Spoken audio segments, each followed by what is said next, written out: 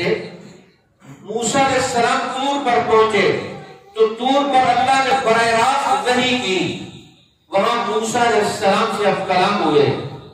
اور یہ وحی کیا ہے کہ اللہ نے اپنے نبیوں پر اپنے علوم کا انکشاف کرتے ہیں وحی کے ذریعے۔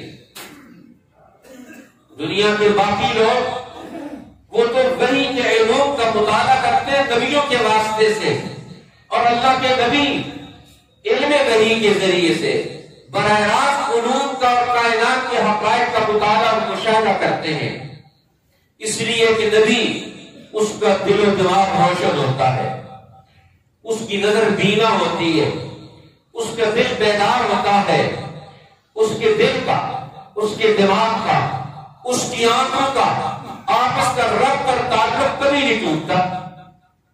ہمارے دل، دماغ اور آنکھوں کا ربط ٹوٹ جاتا ہے، انسان سوتا ہے غافل ہو جاتا ہے۔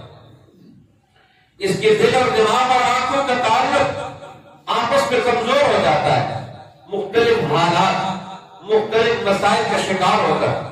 اس لیے اللہ نے فرمایا وَالطُّورِ وَكِتَابٍ مَّسْطُورٍ، قسم ہے طور کی، جہاں پر موسیٰ علیہ السلام پر وہ تجلی نازل ہوئی جس نے ان کے لیے تورات جیسے علم کو کھول کر وہ حقائق پیش کر دیے، جس نے بنی اسرائیل کو فرعون کی غلامی سے نکالا، پستیوں سے نکالا، بلندیوں تک پہنچایا۔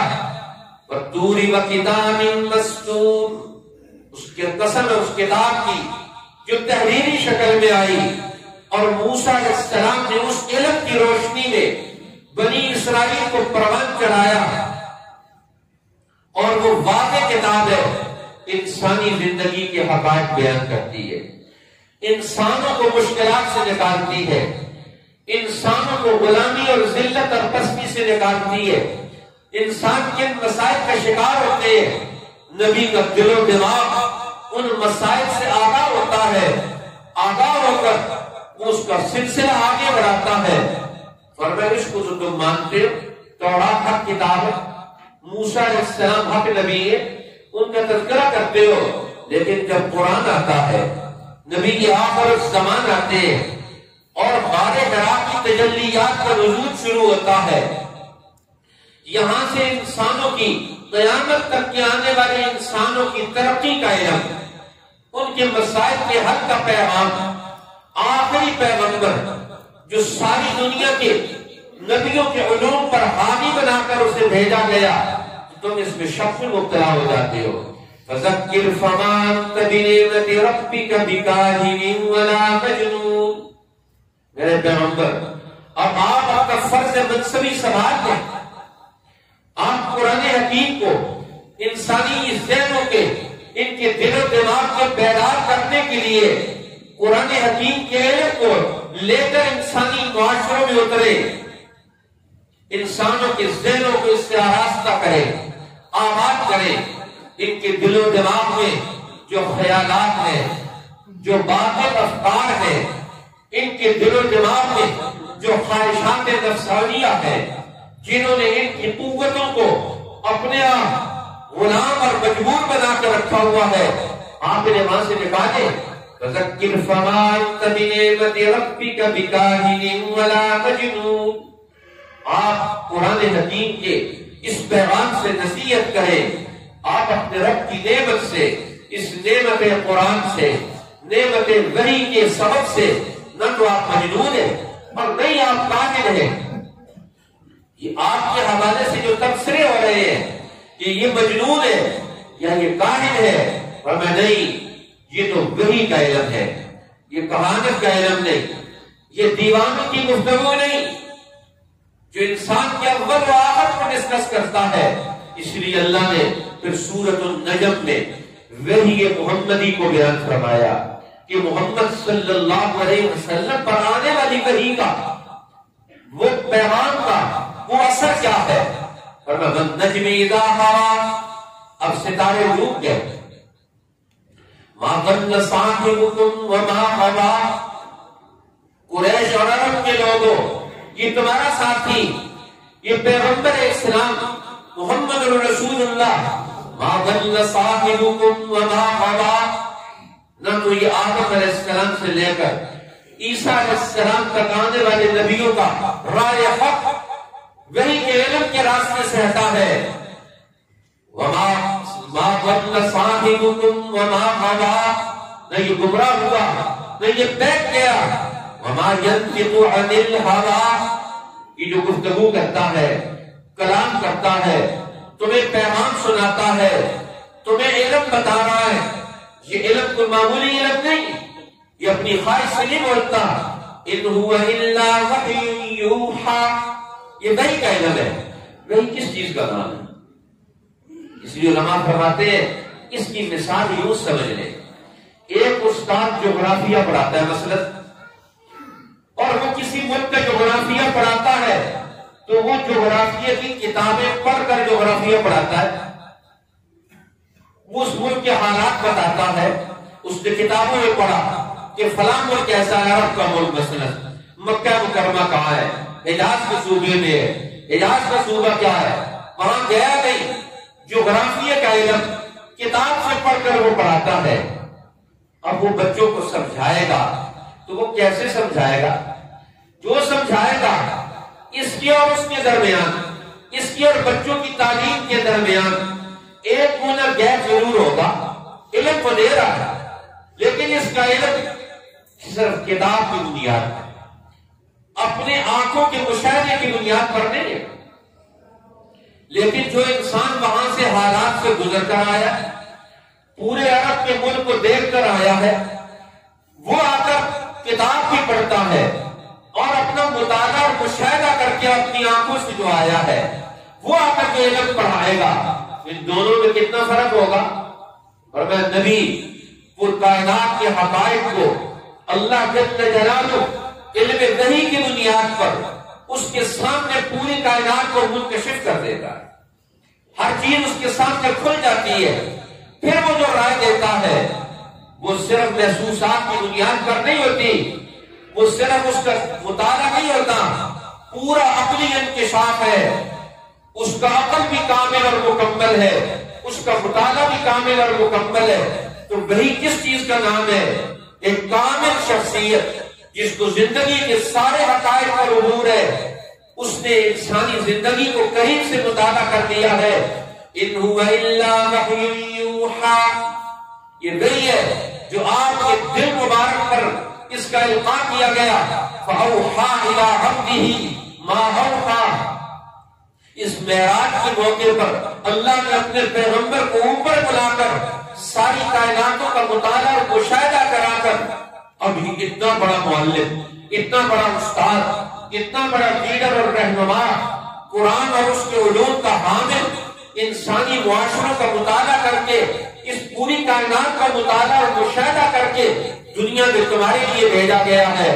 اب یہ ایک طرف کامل اور یقینی علم تمہاری کامیابیوں کا لے کر آیا ہے، اور دوسری طرف تمہارے پاس کیا ہے؟ وہ علم ظنی ہے. علم وحی یقینی علم ہے، اس کے مقابلے میں خیالات کا علم ہے.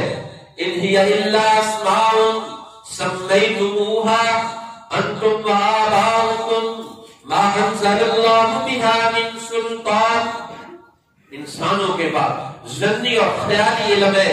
من گھڑت اپنے خیالات کو گھڑ لیا، ان کو علم کا درجہ دے دیا، ان کے پیچھے چل کھڑے ہوئے. انسان پر تو مختلف حالات آتے ہیں، وہ حالات کے دباؤ میں غلط فیصلے کرتا ہے، ان غلط فیصلوں کو پھر دوسروں پر مسلط کرتا ہے. تو یہ ظنی علم ہے. علم وحی یہ یقینی علم ہے. اب یقینی علم کو چھوڑ کر تم کہاں جاؤ گے؟ اس لیے اللہ تعالیٰ نے سورہ قمر کے اندر اس علم کی حکمت کی اساس کو بیان فرمایا. حکمت بالغۃ فما تغنی النذر. اور یہ قرآن کیا ہے؟ یہ حکمت بالغہ ہے. اس لیے اللہ نے اس سورت میں بار بار اس آیت کو دہرایا. وَلَقَدْ يَسَّرْنَا الْقُرْآنَ لِلذِّكْرِ فَهَلْ مِن مُدَّكِرٍ. ہم نے اس قرآن کو نصیحت کے لیے، سبق حاصل کرنے کے لیے، اپنی عملی زندگی کو بدلنے کے لیے ہم نے آسان کر دیا ہے. فَهَلْ مِن مُدَّكِرٍ. ہے کوئی دل، ہے کوئی دماغ، ہے کوئی عقل و شعور رکھنے والا انسان اس کتاب مقدس کو، کتاب کری کو انکشافات عالم کو، کائنات کی انسانی زندگی کے حقائق کو بیان کرنے والی کتاب کے لیے وہ قدم اٹھائے، اپنے دل و دماغ کو کھولے. ہے کوئی وَلَقَدْ يَسَّرْنَا الْقُرْآنَ لِلذِّكْرِ فَهَلْ مِن مُدَّكِرٍ. ہم نے اسے آسان کر دیا ہے. قرآن بڑی آسان چیز ہے، اسے سمجھنا، اسے پڑھنا، اس کے ساتھ ربط و تعلق پیدا کرنا، ربط و تعلق پیدا کر کے اس کے پیغام کو قبول کرنا، نصیحت حاصل کرنا، اس کی عبارت کو، اس کے پیغام کو قبول کرنا. فرمایا یہ کتاب کیا ہے؟ پھر سورۃ الرحمن. اسی لیے حضور نے فرمایا کہ جنت میں جمع ہوں گے، قرآن کا تذکرہ وہاں بھی چلے گا. وہاں جنت میں اکٹھے ہو کر کیا کریں گے؟ ورنہ وہاں قرآن کا مطالعہ کریں گے. سارے اہل جنتی، اللہ کی مجلس ہوگی اور اس مجلس میں سارے لوگ موجود ہوں گے. آدم علیہ السلام سے لے کر آخری پیغمبر تک پیغمبر بھی موجود ہوں گے، اور آخری امتی تک جنتی بھی موجود ہوں گے. اور پھر یہ علم کی مجلس، کائنات کی حقائق کا تذکرہ ہوگا اور سب لوگ قرآن حکیم کا مطالعہ کریں گے. سارے اپنے اپنے علاقے کے قراء، حفاظ، علماء، حاملین قرآن، جنہوں نے دنیا میں قرآن کے علم کو زندگی کے ساتھ ربط دیا ہے، وہ لوگ وہاں زندہ اور حقیقت کا درجہ رکھیں گے. جو قرآن کو زندگی کے ساتھ جوڑ چکے ہیں اسی کو حامل قرآن کہا جاتا. سب لوگ قرآن کا مطالعہ کریں گے، پڑھیں گے، پیش کریں گے کہ ہم نے اسے کیسے سمجھا، ہم نے اس سے کیا حاصل کیا. آج ہم آپ کے سامنے ہیں اور آخر میں یہ سلسلہ تکمیل کی طرف بڑھے گا. حضور علیہ السلام کی باری آئے گی، سب اہل جنت کو قرآن سنائیں گے تو سورہ یاسین سنائیں گے. یاسین والقرآن الحکیم. اب صاحب قرآن، دنیا میں جن پر قرآن اترا، حامل قرآن، سب سے پہلے پیغمبر کی ذات ہے، وہ قرآن سنائیں گے، سارے جنتی سنیں گے. اب یہ تکمیل کی طرف بڑھ رہے ہیں. آخر میں رب ذوالجلال فرمائیں گے اب میں خود تمہیں قرآن سناتا ہوں، یہ میرا کلام ہے، یہ میں نے ترتیب دیا ہے. کتاب محکمت آیات، یہ وہ کتاب ہے جس کی آیات کو مضبوط بنایا گیا، جس کا ایک ایک حرف، اس کا ایک ایک کلمہ، اس کا ایک ایک معنی اور مفہوم اپنے اندر معنی اور مفہوم رکھتا ہے، حقائق رکھتا ہے. اب فرمایا، اللہ فرمایا کہ اب میں تمہیں قرآن سناتا ہوں. اب فرمایا اسی لیے اللہ جل جلالہ پھر جنت والوں کو سورۃ الرحمن سنائیں گے. اسی لیے فرمایا ان لکل شیء عروس وعروس القرآن الرحمن. فرمایا ہر چیز کے عروس ہے، دلہن خوبصورتی کا نام ہے، اس کو سجایا جاتا ہے. فرمایا یہ خوبصورتی اور سجاوٹ پورے قرآن کی خوبصورتی کیا ہے؟ فرمایا سورۃ الرحمن ہے. اور پھر خود الرحمن قرآن سنائے گا. اور اسی لیے آواز اس کا، اس سورت کا آواز اسی سے ہوتا ہے، الرحمن علم القرآن. اور یہ حقیقت کا روپ دھار لے گا، دنیا میں بھی ہے اور وہاں پہنچ کر نتیجہ بھی آئے گا. الرحمن علم القرآن. رحمان وہ ہے جس نے اپنی رحمت کے تقاضوں سے سب سے پہلے اپنی رحمت کے تقاضوں سے قرآن کا علم پیدا کیا، قرآن کے علم کو وجود بخشا. علم القرآن، اس نے قرآن کی تعلیم دی، قرآن کو بھی سکھلایا. قرآن کس کو سکھلایا؟ پتھروں کو نہیں، پہاڑوں کو نہیں، درختوں کو نہیں. الرحمن علم القرآن، رحمان نے قرآن سکھلایا. خلق الانسان، انسان کو پیدا کر کے انسان کو قرآن سکھلایا. اب رحمان کا، قرآن کا، انسان کا آپس کے تعلق ہے. اب انسان قرآن سیکھ کر کرے گا کیا؟ پہلے مرتبے میں علمہ البیان، اس قرآن کو بیان کرے گا. پہلا مرتبہ قرآن کے علم کا ہے کہ ہم قرآن کے علم کو رواج دیں گے، قرآن کے علم کا مرکز پیدا کریں گے.